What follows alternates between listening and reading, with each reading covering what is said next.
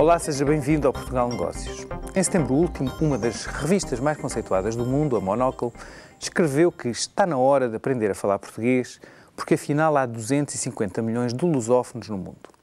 A publicação britânica diz que o português é a nova língua dos negócios e do poder. E do nosso país destacava os Açores, o grupo musical de Olinda, o arquiteto Cisa Vieira, mas também a Comporta ou a Cortiça e ainda marcas e ideias inspiradoras como a RTP África ou a de um grupo de jovens de Lamego que criou uma plataforma na internet para ajudar a divulgar talentos. Nesse mesmo mês, mais de 400 empresários e gestores que falam esta língua encontravam-se no Algarve, naquele que a Associação LIDE Portugal garante ter sido apenas o primeiro grande fórum que irá reunir todos os anos empresas, organizações e entidades privadas, mas também líderes políticos, todos unidos com o mesmo objetivo: intensificar as relações económicas no espaço lusófono, especialmente entre Portugal e Brasil. Tenho comigo o advogado Luís Miguel Henrique, o presidente executivo do LIDE Portugal, grupo de líderes empresariais, para perceber a natureza e a finalidade desta iniciativa. Obrigado, Miguel, pela sua iniciativa e pela sua presença aqui. Obrigado, Sérgio. Antes de mais, esta questão que a Monocle coloca, acha mesmo que o português é uma língua competitiva para os negócios? Vai ser uma língua competitiva, obrigatoriamente. Não só... E o português tem aqui uma origem no seu passado. E pelo posicionamento ao nível global que tem, presente em 4 continentes, pelo facto acrescido de quer a América Latina e a presença que o Brasil tem nessa região do globo, quer pelo aparecimento de África como um possível grande destino de negócios. Dentro de África, aquilo que é hoje em dia na África subsaariana, a posição de Angola e a posição de Moçambique, são com certeza fatores únicos para poder vir a fazer do português um grande idioma no mundo dos negócios. Mas nem tudo está feito. As bases, isso que eu lhe ia perguntar. Mas então, o que é necessário para que isso venha a ser uma realidade? Deixe-me pegar aqui no exemplo. Cabo Verde fez uma enorme campanha de sucesso desportivo na CAN, na Confederação da África das Nações, numa competição desportiva. E foi muito engraçado ouvir Cabo Verde única e exclusivamente a falar em português nas conferências de imprensa. Apesar da imensa pressão das televisões sul-africanas para falar na sua língua materna anglo-saxónica, no inglês, o assessor de imprensa da seleção de Cabo Verde resistiu a todas as pressões e sempre avisou que quer o treinador Lúcio Antunes, quer os seus jogadores iriam falar em português. E a embaixadora de Cabo Verde, que esteve presente num evento que o LIDE Portugal organizou, o Comitê do LIDE Desporto, disse-nos a todos que Cabo Verde, apesar de um pequeno país, está a fazer o seu trabalho, espera que os seus parceiros dos países de língua portuguesa façam o seu. Portanto, resumida, em primeiro, temos nós que privilegiar a nossa cultura, a nossa língua e que também começar a impô-la ao mundo. E dizia esse mesmo assessor de imprensa que o nosso mal é sermos demasiadamente simpáticos e sermos extremamente bem corteses. E normalmente queremos falar no idioma com quem nos relacionamos. Pelo portunhol. Exatamente. Não é? Quando falamos com os espanhóis, falamos de um portunhol. No espanhol, se falamos em inglês, conseguimos fazer qualquer coisa. Não. Até no francês, nós conseguimos tentar ser... Mas e isso às vezes, não é uma vantagem? É uma Dá-nos a capacidade... E essa dicotomia é aquela que tem que ser equilibrada. Isto é, porque isso também deriva de uma grande característica inata dos portugueses, nomeadamente, e é aquilo que eu considero talvez a maior vantagem competitiva que nós temos no mercado global, que é a nossa capacidade de adaptação. Certo. Os portugueses têm essa capacidade, e isso é um fator depois distintivo e do ponto de vista da competitividade é uma ferramenta única. Certo. Única. Mas o ponto de equilíbrio entre usar essa ferramenta distintiva do ponto de vista da competitividade, mas conseguir simultaneamente impor, sem abdicar da sua raiz, do valor que é a língua, não é? Tal e qual. E isso, talvez ainda não encontramos esta forma de equilíbrio. E precisamos de pedir, e há aqui um outro fator que, talvez politicamente incorreto aquilo que irei dizer, mas como trabalho muito tempo fora, e há muito tempo fora, e trabalho no Brasil, em Angola, em Moçambique, também ouço de lá. E é preciso, talvez, escutar mais um bocadinho os nossos parceiros. Os nossos parceiros africanos de língua, o nosso parceiro brasileiro.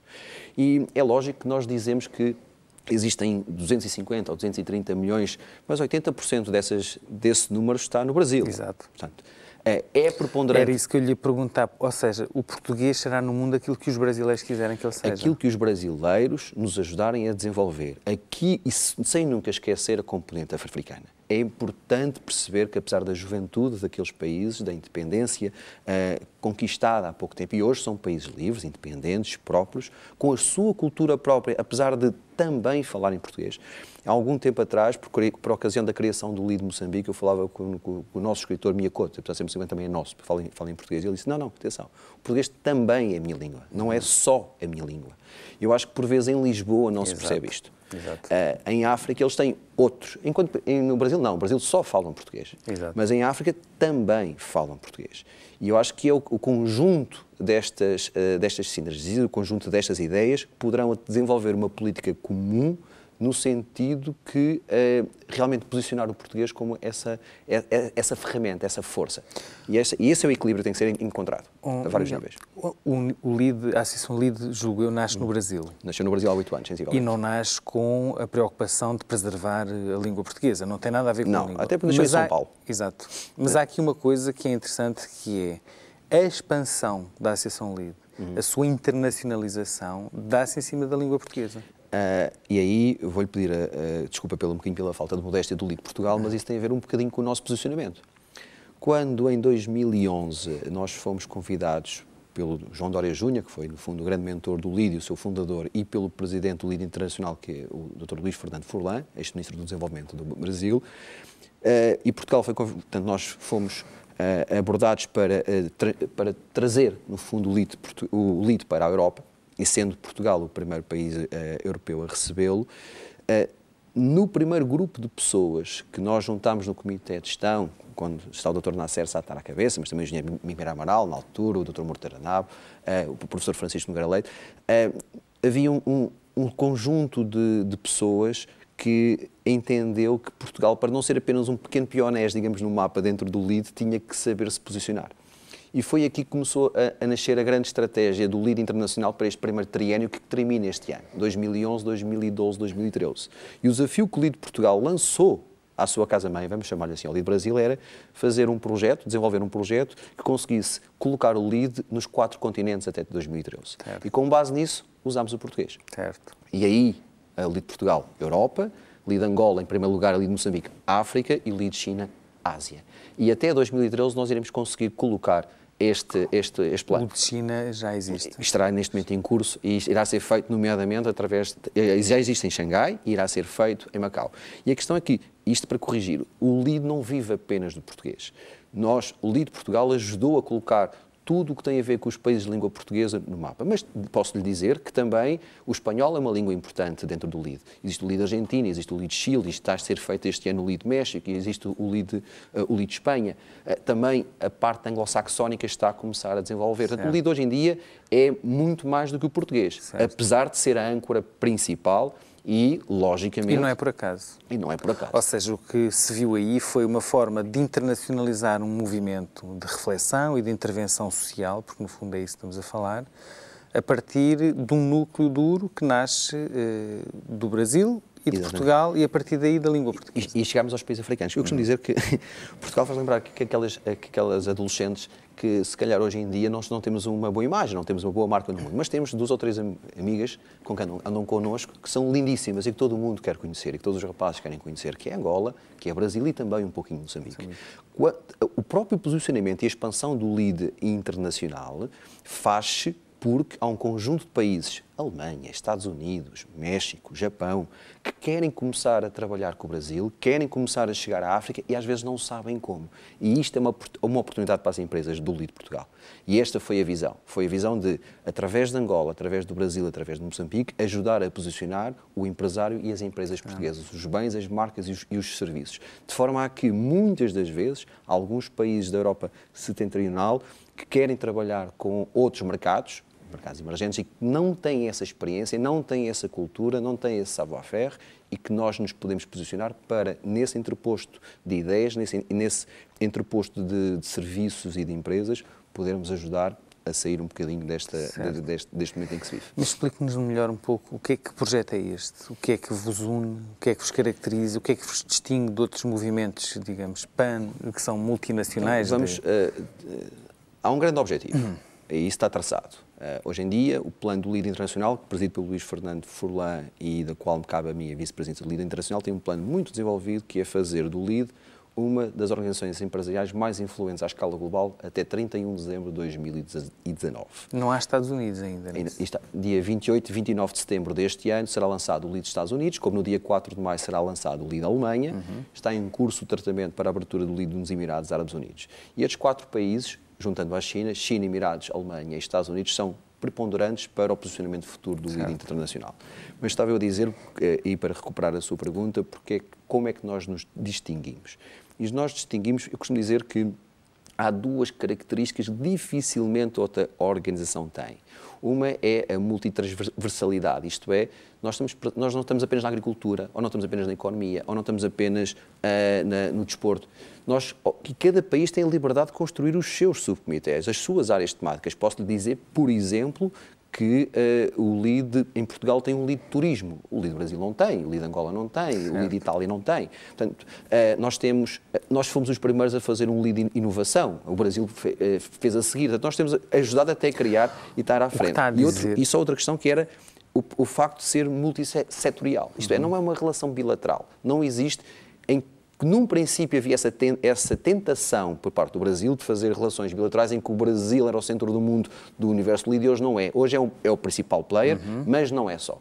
Nós fazemos eventos conjuntos e temos iniciativas com a Argentina, temos iniciativas conjuntas com a Alemanha, temos iniciativas conjuntas com o LEAD Angola, o LEAD Brasil tem com o LEAD Angola, o LEAD Brasil tem com o LEAD Alemanha. Então, há um conjunto de cruzamento e isso distingue-se de uma qualquer Câmara de Comércio, de uma qualquer, por exemplo, a Fundação Luso-Brasileira, que tem uma antiguidade com a qual o LEAD não pode competir. Agora, certo. Pode competir ao nível da multitransversalidade dos temas e ao nível de ser multissetorial.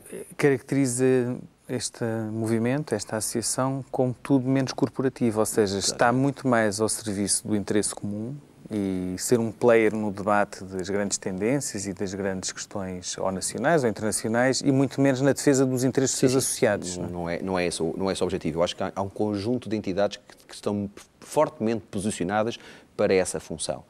O LEAD tem, se tivermos a reduzir ao máximo daquilo que é importante dentro do LEAD, em 2 palavras. Uma é pensamento e a outra é networking. O que é que o LEAD quer desenvolver? Networking não é lobbying. Não, isso é outra... E a lobbying, como o LEAD nasceu em São Paulo, tem uma forte cultura norte-americana. E o lobby ali no sentido norte-americano, no sentido de influência positiva. Sobretudo transparente, não é? O lobbying... Influência... Tudo o que está... Não é pecado. Não. E, volto a dizer, sem esse caráter pejorativo que, porventura, uma cultura europeia ou latina ainda lhe possa dar. Mas, volto a dizer, networking e em relação ao pensamento. O pensamento porque do conjunto de eventos e iniciativas, até pelas próprias pessoas, porque o LEAD em cada país consegue agregar os seus melhores valores, as pessoas que mais se distinguem nas tais diversas áreas. Independentemente dos seus quadrantes ideológicos e das suas origens. Credos, religiões, cores de pele, clubes de futebol, clubes partidários, o que for. Não há qualquer tipo de restrição. A pessoa é convidada, é abordada pelo seu mérito, pela sua capacidade de agregar valor por aquilo que possa representar. Certo. E o facto de estar posicionada de tal forma transversal no âmbito socioeconómico, isso dá uma força muito, muito grande. Portanto, o que dá cimento a esta gente toda tão diversa é o pensamento, exatamente. Porque senão é uma salada russa, ou seja, não é bem esse o objetivo. E que pensamento é esse? Ou seja, qual é a matriz? Porque mesmo qualquer think tank tem, digamos, um padrão e uma matriz. O LEAD Portugal tem o seu. Quando nós, em 2011, começámos a reunir o primeiro grupo de 6 ou 7 pessoas, que eu ainda há pouco referi, há uma primeira missão. E ajudar a promover aquilo que de melhor em Portugal e os portugueses fazem no mundo.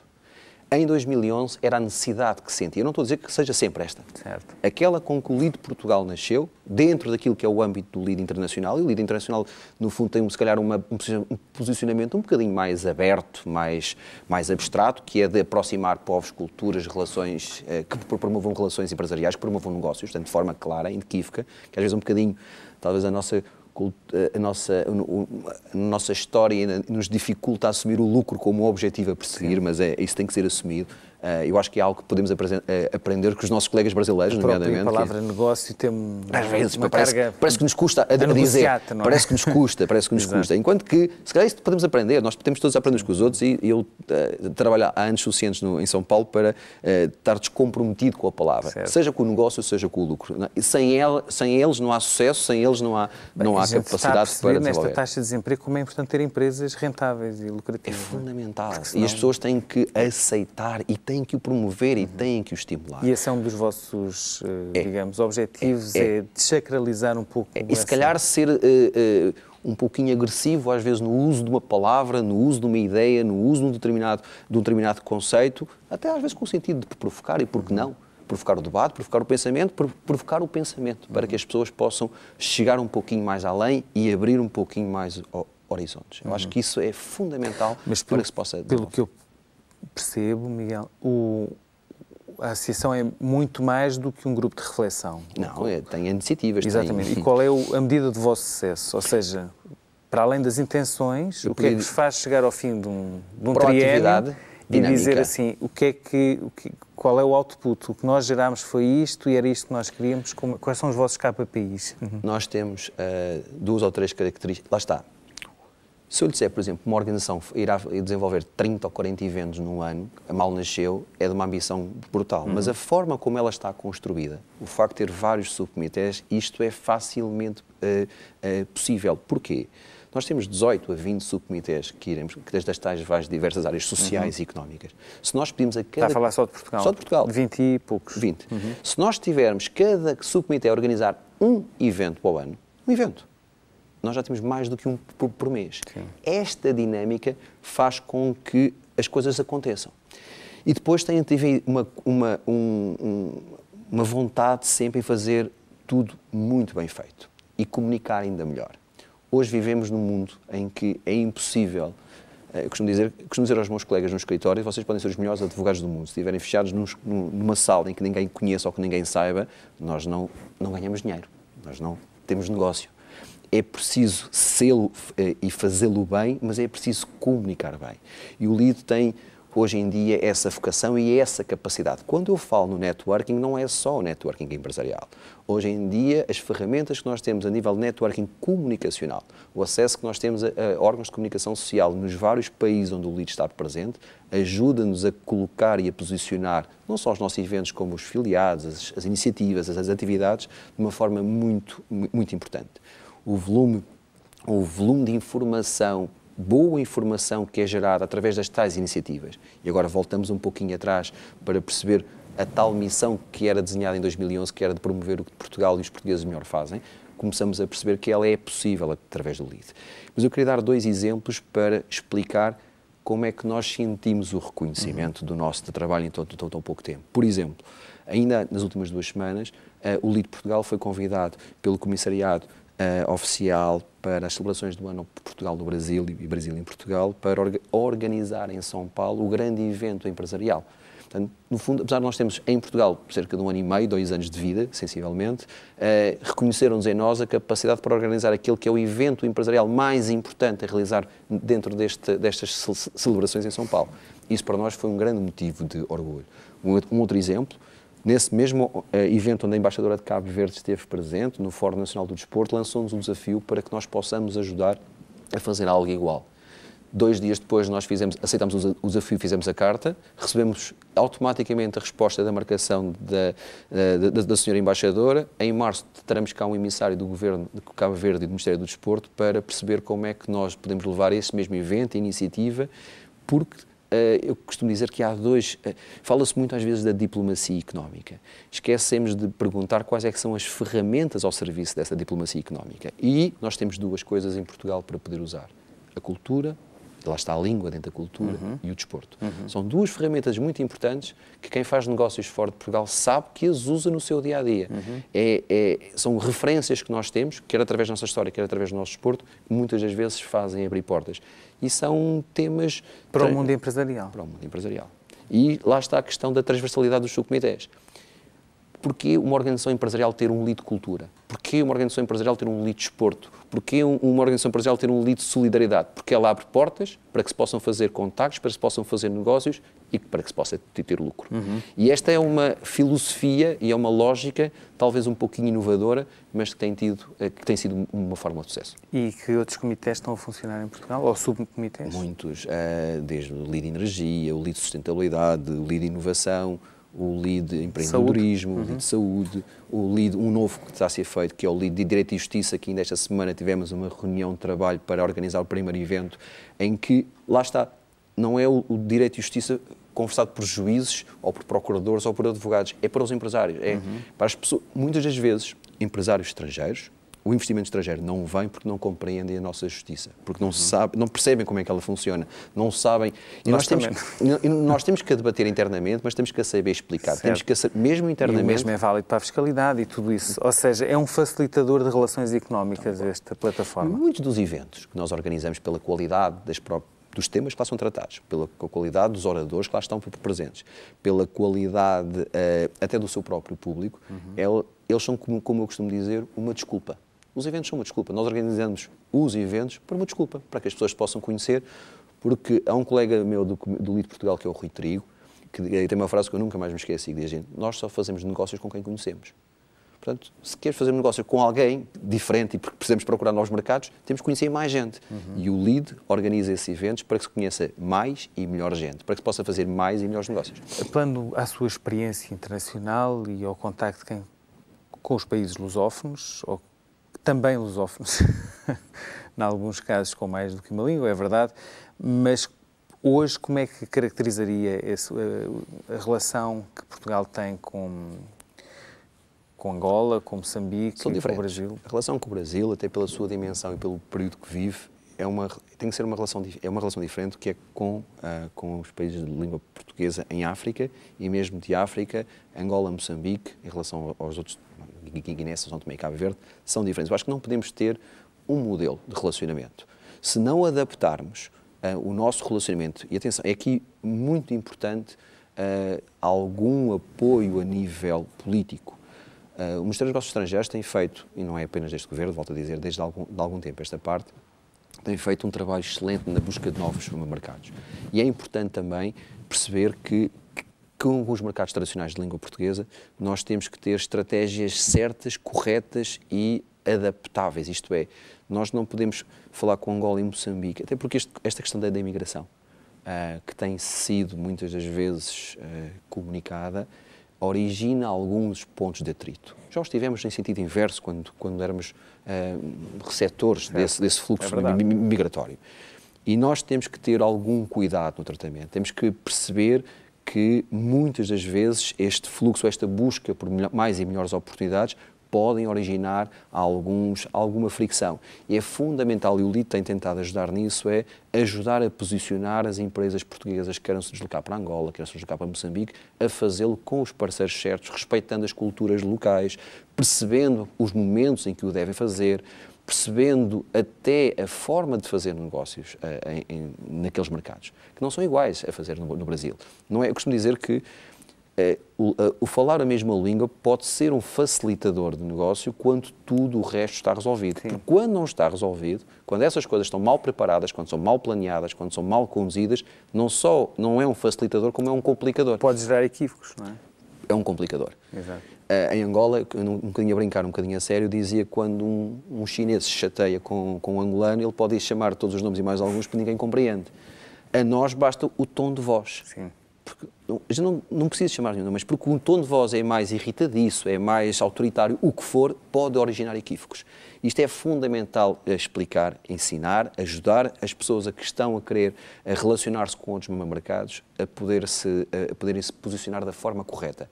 Porque se não o fizermos, não só não originamos esse bom relacionamento, como ainda cria algum atrito. Tem sido alguma das dificuldades com que, se calhar, no último ano e meio, 2 anos, que isto tem surgido e que nós, quando digo nós, o LEAD, tem tentado ajudar a esbater um pouquinho estas diferenças. Na nova geração de dirigentes africanos ainda está presente o facto de termos estado em guerra há pouco mais de 3 décadas, enquanto no Brasil é uma realidade muito longínqua, não é?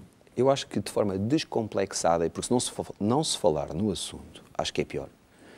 Eu acho que nós daqui, nós temos que respeitar um conjunto de heranças que ainda são vividas. As pessoas, por alguma razão, têm, por vezes, alguma, eu não vou dizer alguma dificuldade, mas têm uma herança. E essa herança há que respeitar. E há que esperar que o tempo passe ela, não é? e que as coisas... Até porque em África há valores que eu respeito. O respeito pelo mais velho, que é uma coisa que em Portugal os nossos pais e os nossos avós disseram que se perdeu. Lá ainda funciona. Funciona e funciona bem. Portanto, há um conjunto de pessoas que têm um papel muito ativo, que têm uma voz muito forte no negócio, na sociedade, na política, na imprensa, social, na comunicação, e há que perceber e respeitar essa herança. E somos nós que temos que fazer esse esforço de aproximação e somos nós que temos que fazer esse esforço de adaptação. Lá está, sem perder a nossa identidade, sem perder os nossos valores e também sem... Como é que nos afirmamos? Nomeadamente no mundo económico, como é que é possível... Quando nós, portugueses, ou nós de língua portuguesa? Nós portugueses.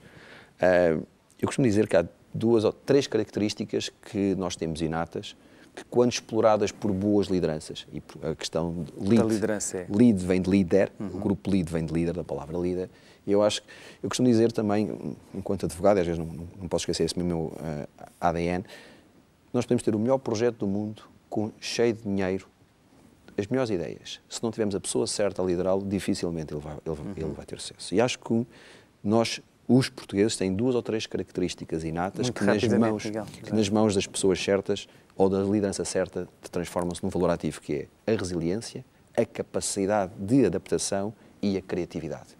São 3 fatores preponderantes para o sucesso, mas que têm que ser muito bem conduzidas. Muito bem conduzidas, muito bem lideradas. Muito bem. Se aproveitarmos isto, e se juntarmos-lhe essa boa liderança, eu acho que o sucesso estará garantido.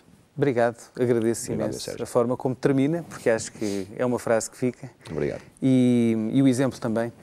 Desejo muito sucesso no futuro e a afirmação dessa iniciativa muito interessante e muito bem sucedida em tão pouco tempo de vida. Obrigado. Nós regressamos para a semana com um novo convidado. Até lá.